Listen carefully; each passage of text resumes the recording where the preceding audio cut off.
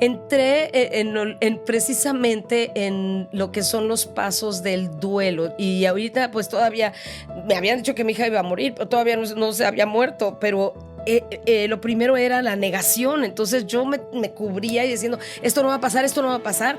Y ya que nos sentíamos, éramos jóvenes y sabíamos que queríamos familia y nos habían dicho que se podía repetir la enfermedad, decidimos por la adopción. Entonces depositamos en ella muchas expectativas, sueños que no vivimos. Error. Cuando la gente te dice tienes que ser fuerte, no entiendo por qué dicen eso cuando no tienes que ser fuerte. Yo sentí que era de verdad injusto, terrible. Yo me acuerdo cuando pasa eso y salí disparada al lobby del hospital y encontré a 2 amigas y decía, es que no puede ser, no puede ser. Y hasta el día de hoy, ahorita reviviendo estos tiempos, dices, wow, Señor, o sea, ¿cómo le haces?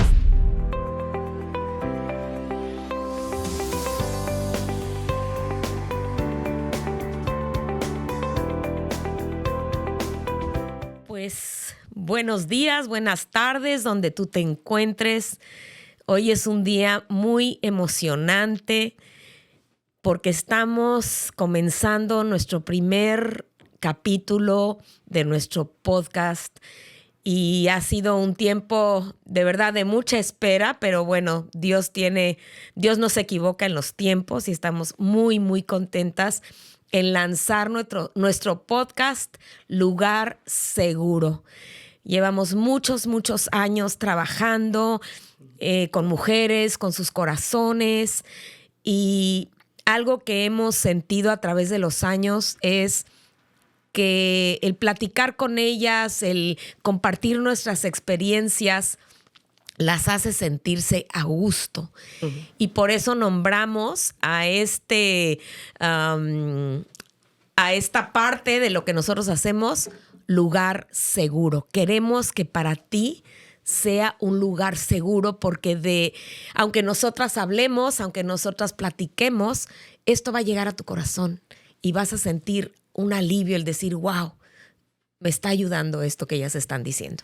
Mi nombre es Gloria Vázquez y mi hermana es Vivian y tenemos de verdad mucho tiempo en estar comentando el poder lanzar estos episodios porque sentimos que va a ayudar a muchísima gente y la verdad qué bueno que estás conectado o conectada con nosotros porque yo creo que este es el lugar a donde tú puedes ser tú, a donde vas a escuchar quizás testimonios que se van a identificar contigo, vas a escuchar episodios que te van a dejar así con la boca de ¿cómo? Y cómo salir adelante. Yo creo que eso hemos estado trabajando durante 20 años. Ver a personas transformadas, cambiadas, desafiadas para hacer o dar el primer paso, como lo estamos dando nosotros aquí, y lanzarnos a realizar sueños otra vez. Así que bienvenido a este lugar seguro. Y lo increíble es que a veces no sabemos cómo afrontar cosas, cómo hacer cambios, cómo dar un primer paso. Y parte de lo que queremos hacer aquí es darte herramientas para que con seguridad tú sepas cuál es tu siguiente paso en el lugar donde tú te encuentres. Así es. Pero a veces no damos los pasos seguros porque no nos sentimos seguras. Así es que bienvenida a este lugar seguro. Pues mira, yo quería comenzar con algo que me parece muy importante en la vida del ser humano, porque el ser humano experimenta una cantidad de pérdidas todo el tiempo, ¿no? Cuando enfrentas una situación de pérdida, llámese la muerte de un ser querido, llámese la muerte de un matrimonio, llámese el mudarte de casa, el que tu mascota se murió, el que de cambiarte de país, en fin, o sea, todas esas son pérdidas a diferentes niveles emocionales, pero son, a final de cuentas, situaciones que nos hacen, pues, de pronto no sentirnos tan seguros cuando suceden. Sabemos que van a suceder, pero no nos sentimos seguros cuando suceden. Entonces yo quiero empezar pues por este tema, ¿no? Que se trata del duelo y yo jamás voy a decir cómo superarlo, porque esto no es algo que se supera, es algo, el duelo es un proceso que se pasa. Ujú. Y bueno, a veces pensábamos, ¿con qué vamos a lanzar este, mm, este nuevo proyecto? Y qué tremendo comenzar hablando del duelo, hablando de la muerte o el título que hemos escogido para cuando damos este tipo de pláticas, es la muerte es tajante. Pero es algo que el 100% del 100% de los seres humanos vamos a experimentar. El 100% del 100% nos vamos a morir y todos vamos a experimentar la muerte de un ser querido. Y ahora queremos hablar de esa pérdida cuando alguien fallece. Y pues Gloria es mi hermana, yo he vivido su proceso, obviamente desde las gradas, porque aunque la he conocido a través de la vida y conozco su historia, cada vez que la escucho conmueve mi corazón. Y esto es un proceso de vida. El punto es no atorarnos en el proceso. Así es que, Gloria, yo quiero que tú comiences porque todos nos casamos, tenemos planes para nuestra vida, proyectos, atravesamos diferentes etapas, temporadas y de repente llegamos a esa etapa donde tenemos la ilusión, nos casamos, queremos tener hijos. Y cuéntanos, ¿dónde te encuentras tú cuando llega esta etapa en tu vida? Para mí, yo me encontraba en una etapa maravillosa en donde tuve un cambio radical, tuve como, por así decirlo, un encontronazo con Dios. Y entonces ya quería hacer las cosas desde otro punto de vista y cuando yo conocía al que después fue mi esposo, primero lo conocí y dije: "No, no, no, no, realmente ¿no?". Pero después ya como que fue Más alguien. pronto cae un hablador que un Sí, cojo. sí, no, o sea, como que yo me lo imaginaba como que diferente, ¿no? Casi, casi que me lo iban a traer del cielo y un ángel acá, ¿no? Pero no fue así. Lo conocí y era, al cabo, bueno, del tiempo y todo, por supuesto, pues es un hombre que me amaba con locura y desenfreno. Y sí, en efecto, pues nos casamos y estábamos en el punto en el que nos estábamos preparando para servir a Dios, servir a nuestra comunidad, hacer algo por los demás. Así que tanto él como yo dejamos nuestros trabajos y nos fuimos a preparar en un instituto bíblico y nos encontrábamos ahí cuando, o sea, quedamos embarazados en un tiempo que no esperábamos porque ni siquiera era algo que habíamos platicado, porque sabíamos que estábamos en ese proceso en el que él se iba a graduar y a dónde vamos a ir ahora. Y quedamos embarazados. Entonces estábamos súper felices, encantados de la vida. En mejor lugar no podíamos estar, ¿no? Como que nos sentíamos en una burbuja, muy protegidos y bendecidos. Y entonces, pues se viene el día, ¿verdad?, del alumbramiento.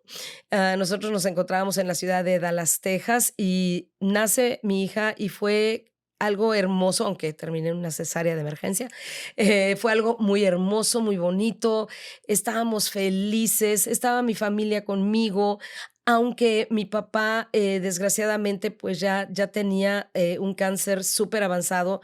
Pues tú estabas ahí, ni siquiera pensábamos, ¿no?, que él iba a fallecer. Yo no pensaba que iba a fallecer. Yo estaba muy ocupada, aparte con mi niña. Yo acababa de ir, para allá, estaba contigo justo, todos habíamos ido a darle la bienvenida a esta niña y mi papá en ese tiempo muy mal, Sí.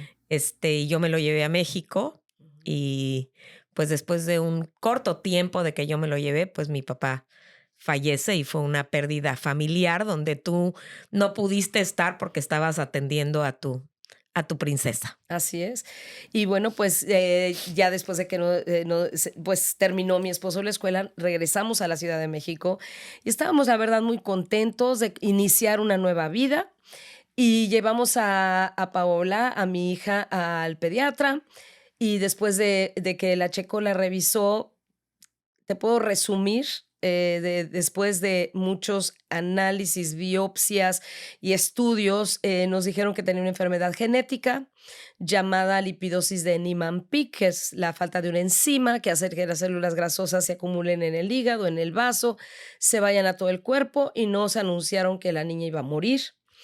Y para mí, o sea, cuando te dicen eso, no sabes ni cómo digerirlo, ni cómo lo enfrentas, y aparte estás viendo una niña normal que no estás considerando que eso va a pasar nunca, y y te quedas así como que, pues, ¿cómo? Si yo estoy decidiendo una vida para servir a los demás, ¿no? ¿Por qué? ¿Cómo qué? Y creo que qué importante es que a lo mejor tú estás, como decías tú, en ese cambio, en esa relación con Dios, donde todo está bien, donde crees en ese Dios que sana y que así es Él. Así es.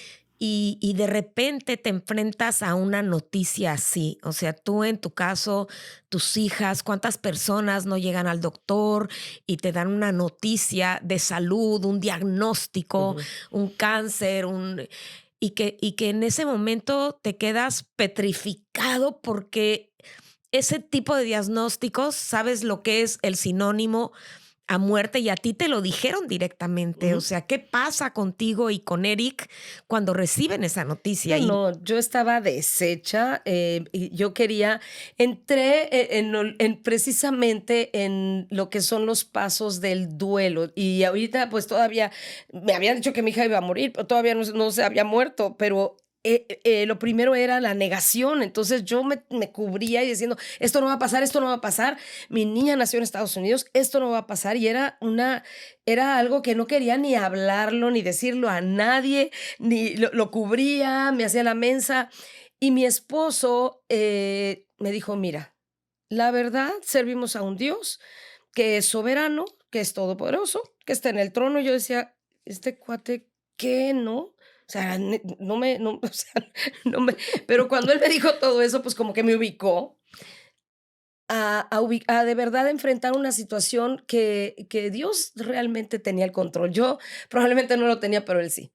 Y cuando vi que mi esposo me decía: "Vamos a seguir nuestra vida normal, vamos a seguir adelante y sane o no sane a nuestra hija, vamos a seguir adelante". Entonces, él como que me dio esa tranquilidad de decir: "Ah, okey, este va a ser nuestro plan de vida, vamos a seguir adelante". Yo en total negación, porque yo buscaba por todos lados, así como por debajo, y volvemos a Estados Unidos. Y sí volvimos a Estados Unidos, y no había cura por ningún lado, y no había nada, y buscabas y leías, y antes no había el Internet que tenemos ahora, si no yo hubiera vivido viendo, ¿no?, si había cura en algún lugar de la tierra.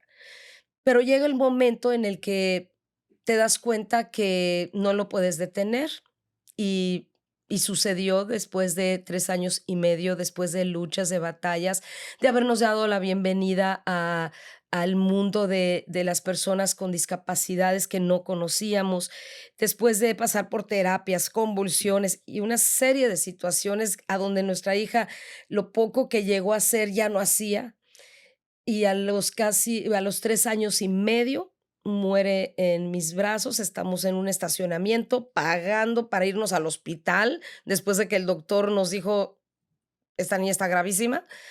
Y y fue algo así como que, terrible. O sea, uno piensa que por ver todo lo que pasamos, esperas la muerte, ¿no? Y no eres tonta, ¿no? Pues ya, digo, después de mi negación ya vino la realidad, ¿no? Ya fue, okey, esto sí está pasando, ¿no? Pero, híjole, no te puedes preparar a cómo te vas a sentir en la muerte. Es Mm, que ese es el punto de la muerte. A veces pensamos, 4 años antes te dicen se va a morir, ujú. pero tú sigues con esa esperanza, especialmente Sí, creyendo en Dios, que sabes que es un Dios de milagros.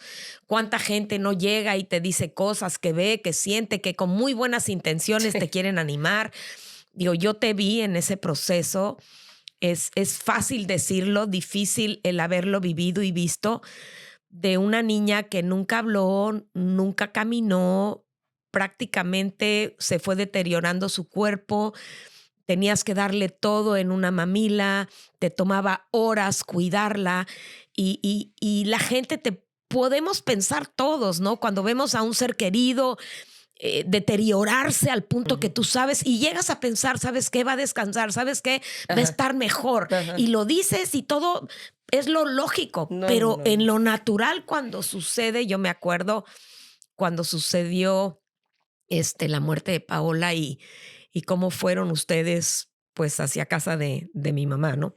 Sí, sí, ella nos dan la noticia y ya en el hospital no hubo nada que hacer y regresa y no sabíamos qué hacer. No sabíamos qué hacer. Los 2 estábamos como mensos y esa es la clave. La gente dice: "Pídele a Dios que se la lleve". Pídele a Dios que ella descanse. Y eso son cosas que la gente te dice, pero no se dan cuenta que están hablando de tu hija, que no importa qué tan deteriorada esté, que no importa qué tan Pero enferma hasta tú esté, lo puedes decir. De repente ves a un ser querido sufrir y dices, Señor, que se lo lleve, ¿no? llévatelo, Señor. Bueno, pues yo no pude orar nunca eso, Claro que no. porque era mi hija. Claro. Entonces yo decía, no me importa cuánto tiempo me quede con ella. Nos crecimos junto con ella y la enfermedad. Entonces no éramos ciegos, veíamos lo que estaba pasando, pero la verdad era que una cosa es la enfermedad y otra cosa es la muerte.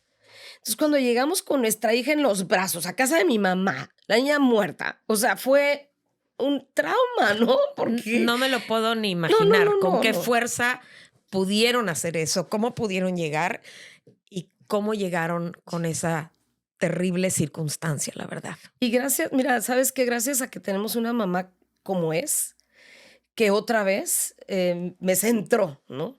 Porque ella lo primero que preguntó, ¿cómo está Paola? Y le dije, es que ya Paola ya no No está. está.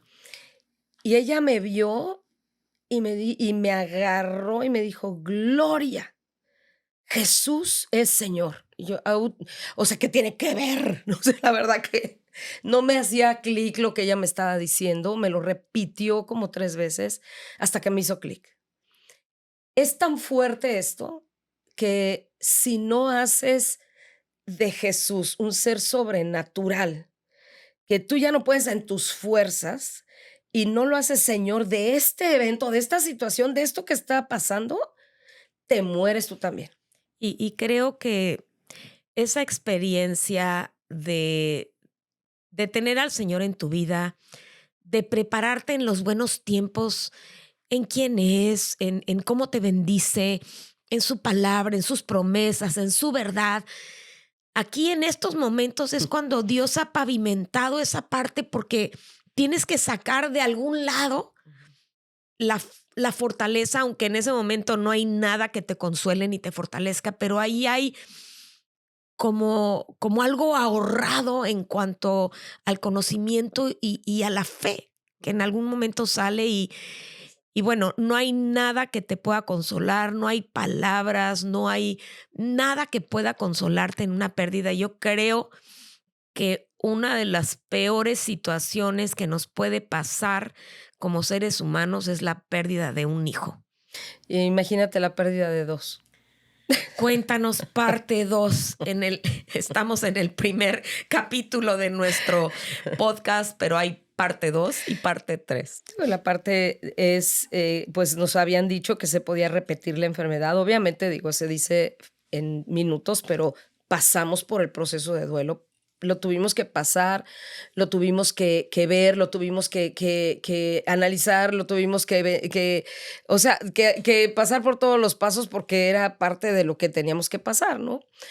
Y, y ya que nos sentíamos, éramos jóvenes y sabíamos que queríamos familia y nos habían dicho que se podía repetir la enfermedad, decidimos por la adopción. Adoptamos a nuestra hija de casi 3 años y medio y nos decían que iba a venir que venía con ciertas dificultades de aprendizaje, que iba a necesitar terapias. Y nosotros dijimos, pues si no venimos por una lámpara, ¿qué nos sirve? O sea, pues, terapias. O sea, para nosotros ver a esta niña que caminaba era un genio. Ujú. ¿Me entiendes? O sea, nuestra Paula nunca lo hizo, entonces ella era un genio. Entonces depositamos en ella muchas expectativas, sueños que no vivimos. Error, porque cada quien tiene lo suyo. Y como padres a veces te desilusiona cuando pones tus expectativas en tus hijos y que no están para cumplir tus expectativas, están para vivir su vida.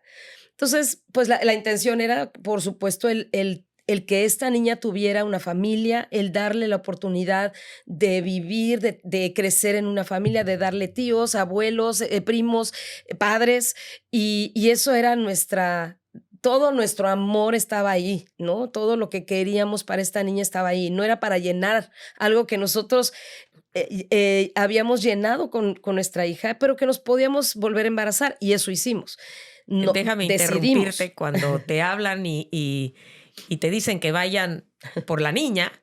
Pues me acuerdo que estábamos en casa de mi mamá y de repente llega, no había nada, no había sillita, no había platitos, no había nada. O sea, ¿cómo qué se le da a una niña? Le pusimos directorios que mucha gente no ha de saber ni qué son, especialmente los jóvenes, para subirla un poquito y que se sentara, y nunca se me va a olvidar, flaquita ella. Sí. Y acabando de comer, que se bajó y agarró su platito, no hablaba, no nada, y llevó su platito al fregadero, ¿no? Ella, Gloria y Erika adoptaron a Rebeca en el DIF, y me imagino que las tenían bien entrenaditas, Y pero, luego me jaló a la cama porque era su siesta y yo no entendía qué estaba. o sea que bueno, enfrentaste todo este nuevo aprendizaje con una niña, empezar a amarla, empezarle a dar este hogar que dices, y después me acuerdo de que te habían dicho que había el 25% de probabilidades que tuvieras una niña con esta enfermedad genética, un hijo con esta enfermedad genética, y pues Y un 75 orando, que no. un 75 que no, que era más que el 25, Exacto. y con toda la fe del mundo y creyendo en ese mismo Señor y en esas estadísticas que a veces decimos, pues las estadísticas con Dios no funcionan, pero ustedes deciden aventarse en fe y embarazarse. Y aventarnos un volado, porque la genética no tiene realmente memoria y nos vuelve a suceder. O sea, vuelve a pasar esta enfermedad con nuestra hija Erika y ahora conociendo lo que era, habíamos hablado de esto, no era algo que nos tomó por sorpresa, lo habíamos hablado, lo habíamos platicado, pero fue muy fuerte para mi esposo especialmente, porque él nunca se imaginó que esto podía pasar. Y cuando pasa, él entra en un estado de depresión que yo no entendía. O sea, para mí era, ok, esto va a pasar. Bueno, antes que pase, ahí va lo que habíamos hablado, el amor, el apoyo, los doctores, lo que necesiten, nos adelantamos a todo lo que vimos con la primera niña, no tiene que ser igual. Y luego tenías otra niña, Rebeca, que tenía déficit de atención con hiperactividad, que me corría para todos lados, que era una dinamita por todos lados, que no sabías qué hacer primero, si atender a una que te corría para todos lados, a la otra que necesitaba inhaloterapias o al marido que estaba ausente. No sabías qué hacer, ¿no? Me estaba volviendo loca. Y yo no era tampoco, la víctima, ¿no? Pero realmente era como si nos hubieran aventado un bombazo y cada quien por su lado. O sea, era algo fuerte, ¿no? Sabíamos lo que se venía, pero otra vez, o sea, estábamos en esa, espiritualmente hablando, siempre encontramos nuestro centro, ¿no? Que estaba basado en Dios, pero emocionalmente estábamos Desechos. fatal, Es que fatal. creo que es tan importante. Digo, vas a contar en unos minutos, estamos hablando ya de 5, 6, 7 años, pero ¿cómo procesas esto? O sea, ¿cómo lo digieres? Sabes que te vas a enfrentar a algo, pero no hay manera de hacerlo, y basados y creyendo en Dios, es aún más difícil el pensar cómo vas a procesar Sí. esta situación tan difícil, que ya sabes a lo que vas. Ujú. Y la importancia para mí también es cómo podemos, como padres o marido y mujer, hermanos, cada miembro en la familia, pasar por una situación de estas, y cómo cada quien lo procesa de una manera diferente, como Eric, como hombre, ¿no? Exacto, y eso es lo que, mira, cuando la gente te dice tienes que ser fuerte, no entiendo por qué dicen eso cuando no tienes que ser fuerte. Exacto. O sea, emocionalmente, estamos hablando de fe, crees en Dios, para mí Dios era mi centro, Dios es bueno, Dios es el que me guía, era el que me centraba, no me enojé con Dios, nunca lo vi como, ay, qué mal, me mandó esta, nunca. donde estábamos fallando los dos era en el área emocional porque estábamos heridos. Entonces, aquí hay una dualidad. La fe es algo que te ayuda, que te sostiene, que te levanta, pero si emocionalmente no vas al parejo, si emocionalmente no estás sanando y no te enfrentas a esa herida que te acaban de dar, o sea, a ese brazo que te acaban de romper, y la gente llega y te dice: "No llores, tienes que ser fuerte, tienes otra hija, por ella tienes que salir adelante". Entonces, tú entras en un estado de: "Qué barbaridad, no soy fuerte y me siento culpable porque tengo que ser fuerte". No, no tienes que ser fuerte, eso es antinatural. No llores. ¿Y cómo sacas el dolor? Y O creo sea, sin que, llorar, por favor. O sea, o sea, no hay manera de que no llores. No hay manera de que no lo sientas, no es falta de fe no. el tener esa tristeza profunda y algo que yo creo que es vital para pasar procesos de pérdida es ser honestos. Ujú. O sea, no es falta de fe, decir me siento mal, estoy que me Exacto, muero. exacto. A veces decir me quiero morir, ¿por qué fue y no yo? O sea, Ujú. todo ese tipo de expresiones. Claro. Creo que a veces fallamos en pensar que es falta de fe Ujú, y cuando una persona juzga de esa manera o dice de esta manera es porque no ha pasado por ese camino, ujú. porque Exactamente. es antinatural Ujú. no llorar, no enojarte, no Exacto. aislarte, no querer ver a nadie, no es No, falta de fe. no enfrentar tus propias emociones y no sentirlas. O sea, las evades, las quitas porque la fe, porque la fe, porque la fe. Pero llega un momento en el que sí, como te repito, o sea, la fe es lo que nos sostuvo. La fe es lo que nos ayudó a pasar este proceso. Sin Dios, no hay manera que yo hubiera podido pasar esto. Y por eso en la Biblia dice, ¿no? Gózate con los que se gozan y Y llora llora con con los los que que lloran. Hay lloran. un tiempo Exacto. para llorar y Exacto. hay un tiempo para gozar y es ilógico a veces el pensar que este proceso sea rápido, sea sin llorar, sea sin quererte quedar en la cama tapada. O sea, creo que es parte del proceso y muchas veces no vivimos el proceso porque nos saltamos esta etapa de realidad y de honestidad delante de Dios. Dios aguanta vara, Dios sabe cómo nos sentimos. Jesús lloró cuando murió su amigo Amigo, Lázaro claro. y, y- y es parte natural de la muerte, porque no somos, o sea, sabemos que Ujú, vamos a suceder, sabemos lo que va a pasar, ujú. pero no fuimos creados Exacto. para pasar por esto y para morir. Digo, cuando murió Erika, fue curioso porque cuando murió Paola, yo le dije, Eric estaba pagando un estacionamiento y le dije, acaba de morir la niña. Entonces yo vi lo que fue expirar y Eric me dijo, no llores. Esa fue su primera reacción. Lo quisiste ahorcar. Hombres, neta, ustedes no tienen ni idea. O sea, no llores. Entonces yo volteé, ¿qué te pasa? Pues claro que voy a llorar y lloré como loca. Pero él lo que él me quiso decir, después me entero, era que él no quería que la niña estuviera sufriendo, dejando una madre histérica. O sea, esa era su manera de pensar. Cuando muere Erika en nuestros brazos, pregúntame quién estaba berreando. Era él, berreando. Y entonces yo decía, o sea, me sorprendió porque, y esto es bien importante, estamos desfasados en cómo sentimos. Claro. Y el hombre es muy diferente a cómo siente que la mujer. Y una mujer es diferente como siente una pérdida a otra mujer que siente otra. O sea, hay diferencias que quizás en otros episodios vamos a ver por qué. Pero no puedes encajonar y no puedes decir es que no siente o es que no es igual que yo. No, no va a ser igual que tú. Y cada uno tiene que pasar su proceso, porque por eso este proceso es diferente para cada quien y lo enfrentamos en una forma diferente. Y las decisiones que tú tomes durante este proceso, esas son las importantes, porque el tiempo no sana nada.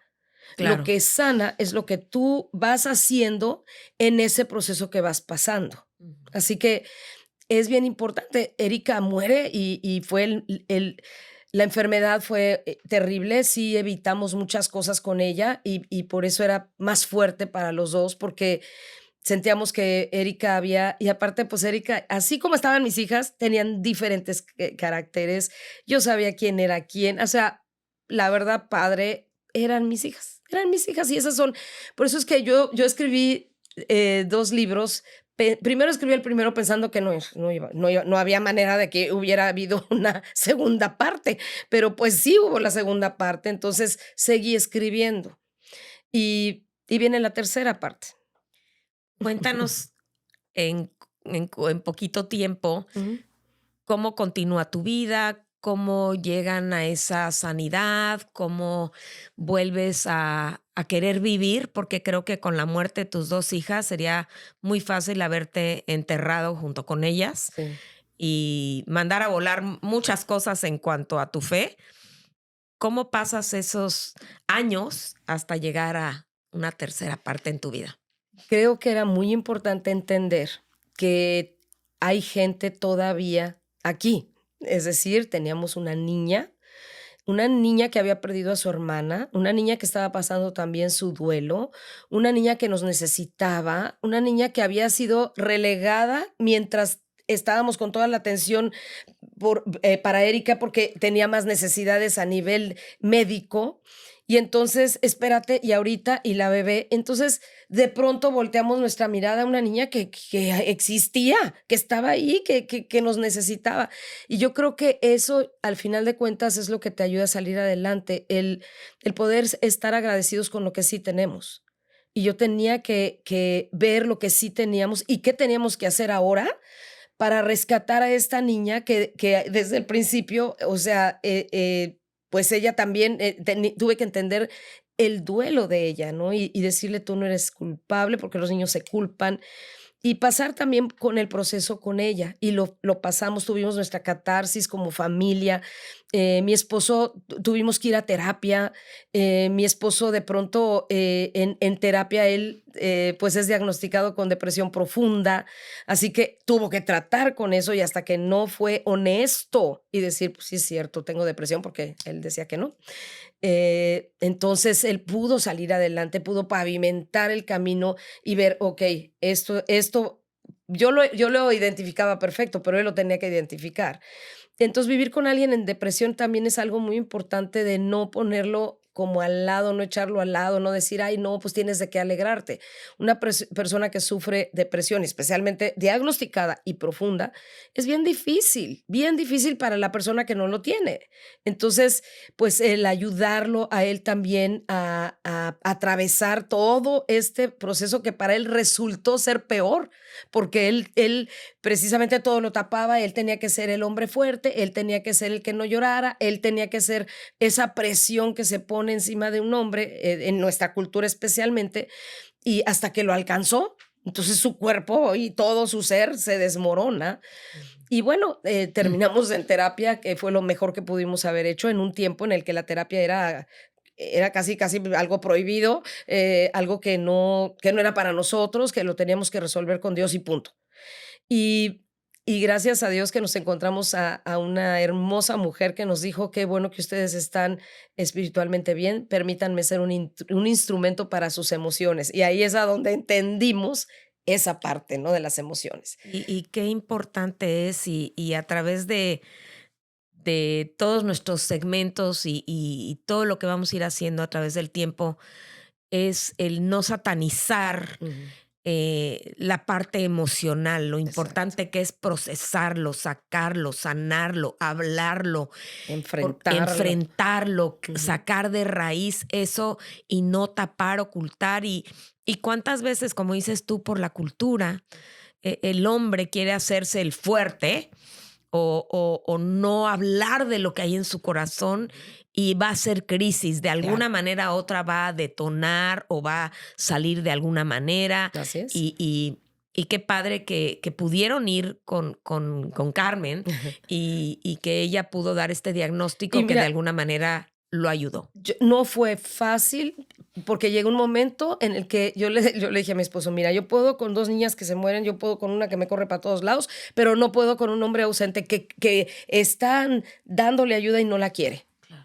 Entonces, aquí ahora sí que aquí se rompió una taza. O sea, fue para mí tan fuerte todo esto que yo y también entendiendo mi rol, yo buscaba en él una roca, un árbol, un roble.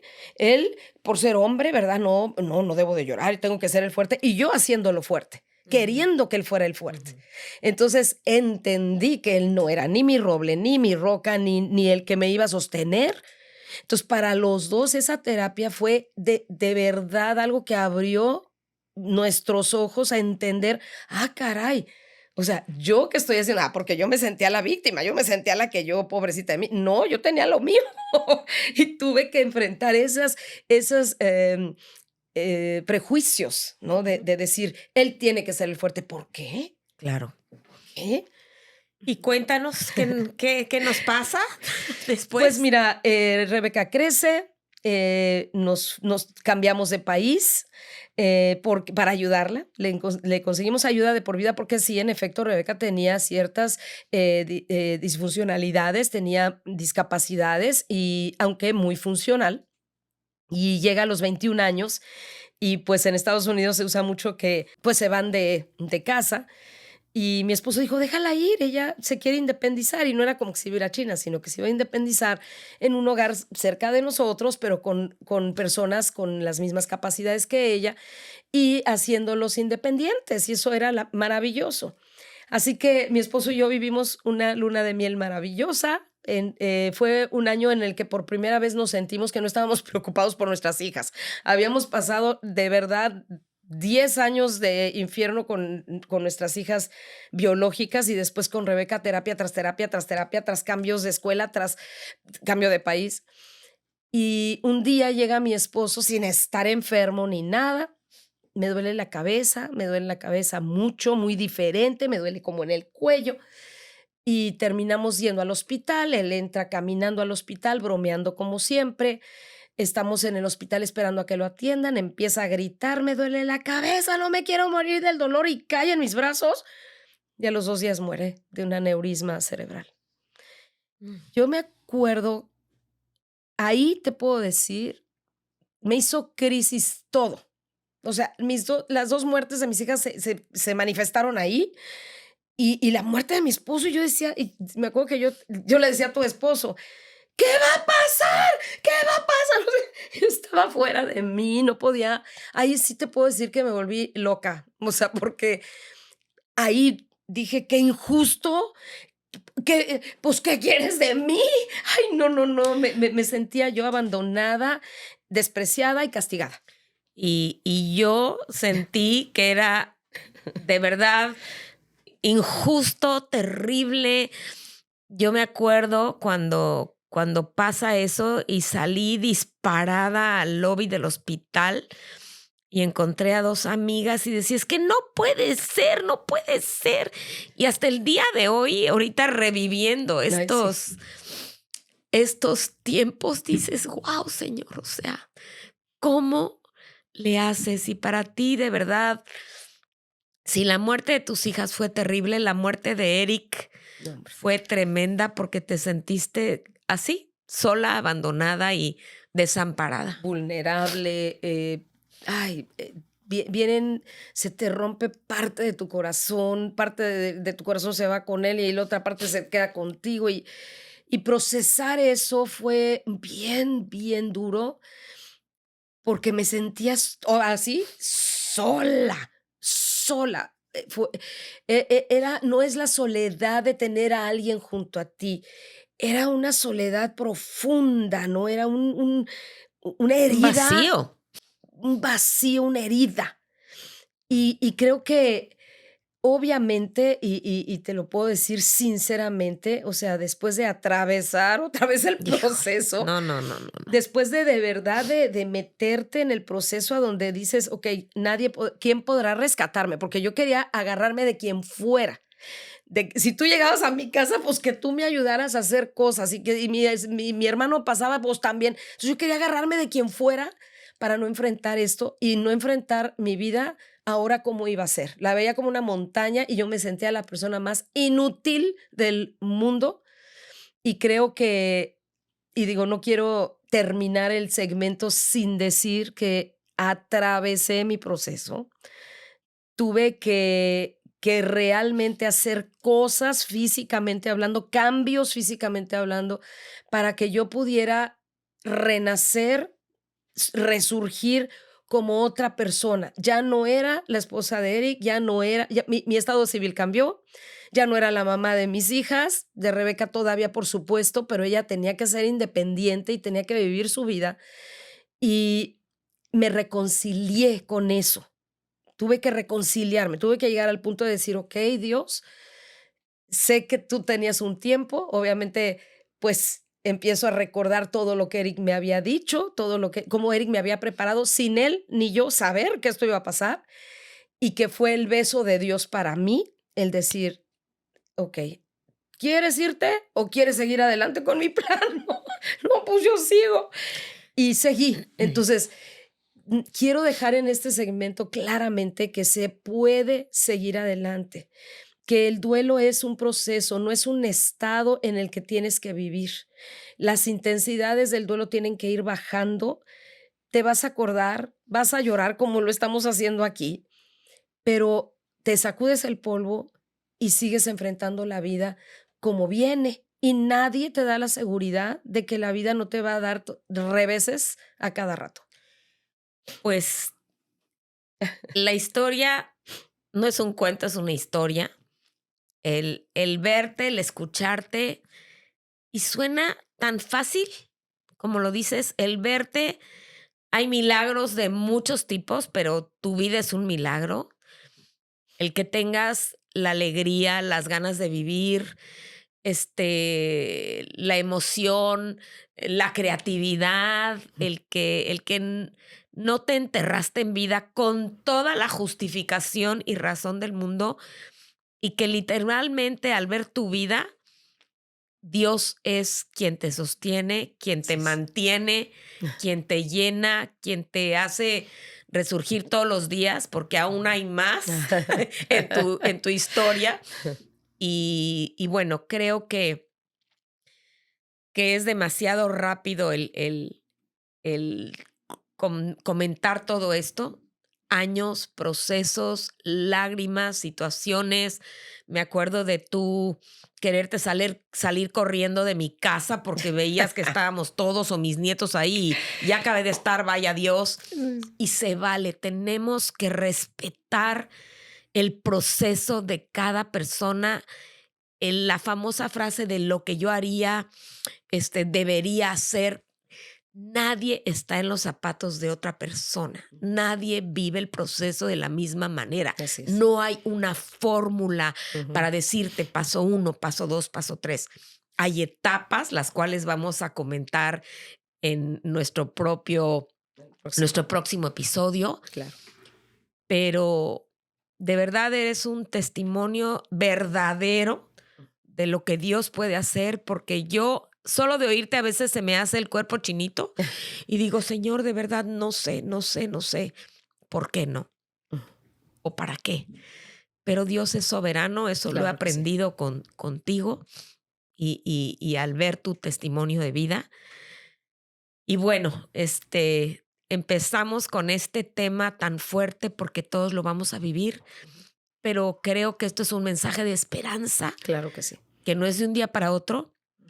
Han pasado muchos, muchos años y Dios vuelve todo para bien para los que lo aman Así es. y son llamados conforme a su propósito, y el propósito de Dios se cumple en tu vida.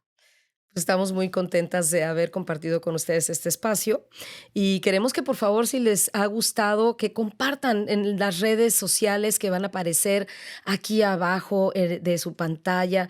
Vaya, comparta en sus medios sociales, vaya y de verdad, especialmente a personas que están pasando por este tipo de situaciones, les va a ayudar, les va a conmover y si lloran, llore con ellas, no pasa nada.